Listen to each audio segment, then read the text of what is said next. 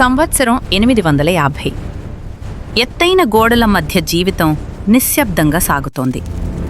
ఈ గోడలే మనుషుల ప్రపంచం, ఇదే వారి భద్రత అని అందరూ నమ్మారు.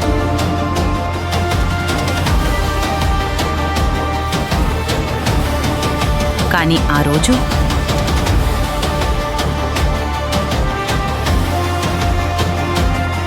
మబ్బుల వెనుక నుంచి ఒక మహాకాయ నీడ నెమ్మదిగా పైకి లేచింది. అది కేవలం రూపం కాదు, అది భయం. ఒక్క క్షణంలోనే